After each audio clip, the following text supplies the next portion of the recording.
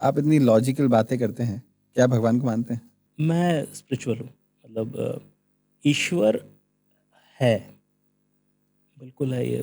मतलब कई बार आप अपने से सवाल पूछे, बन कैसे गया सब? बिग बैंग से बन गया, तो बिग बैंग का वो बिग बैंग कहाँ से आया? वो एनर्जी का सोर्स कहाँ से आया? एनर्जी का सोर्स कहाँ से? मैं इस पर कहानी भी सुनाऊंगा, आपको मज़ा आएगी सुन के। तो भगवान शायद उस स्वरूप में नहीं जिसमें आप सोच रहे हैं। भगवान का स्वरूप क्या है वो शायद अलग है, वो शायद हम अज्यूम नहीं कर सकते। आप उसको भगवान कह दें, एनर्जी कह दें, कि यूनिवर्स कह दें, स्पिरिचुअलिटी कह दें, भगवान और रिलीजन दो अलग चीज़ें हैं। हमने उसको कंबाइन कर दिया। ईश्वर ऐसा तो हो नहीं सकता ना, जिस ईश्वर ने ये धरती बनाई है, दुनिया बनाई है, उसने अलग अलग रिलीजन के हिसाब से अलग अलग ईश्वर तो नहीं होंगे। शक्ति तो ऊपर होगी तो एक ही होगी। तो religion is a different construct, and spirituality and God is a different construct. मैं आपको एक बुक बताता हूँ, थोड़ी सी मज़ा आएगी आपको। डैन ब्राउन की एक बुक है, ओरिजिन।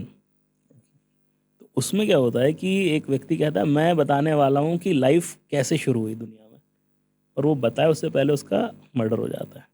वो तो थ्रिलर और मिस्ट्री सब रहती है उनकी, स्पिरिचुअलिटी सब होता है। तो बड़े बड़े जो रिलीजियस स्कॉलर्स हैं उन पे शक जाता है कि कि ये, उन्होंने मराया होगा उसको। हाँ, क्योंकि ये अल्टरनेट थ्योरी देने वाला है।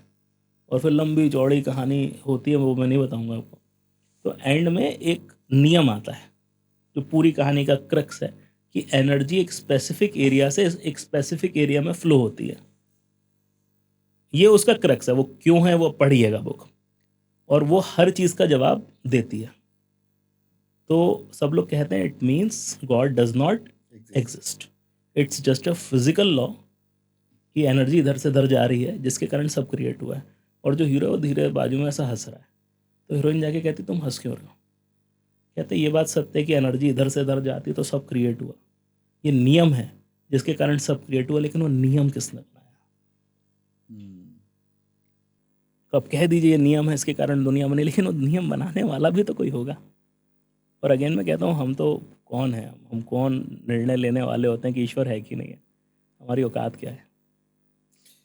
मुझे ऐसा लगता है कि मेरे लिए ईश्वर is a supernatural power, जिसका कोई स्वरूप नहीं है। वही मैं बस वही वो करूँ। एक एनर्जी है जो कि मेरी लाइफ को ड्राइव कर रही है, मेरी लाइफ में मैनिफेस्टेशन को सच बना रही है, मुझे खुशियां दे रही है। बिल्कुल।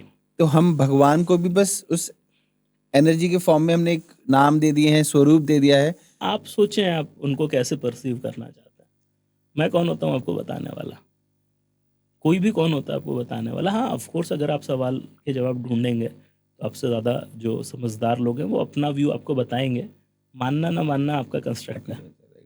बट मैं मानता हूँ, मैं अब उसको किस फॉर्म में मानता हूँ वो एक अलग विषय है। मैं ये मानता हूँ कि कुछ तो होगा ही, नहीं तो ये सब कैसे बन गया?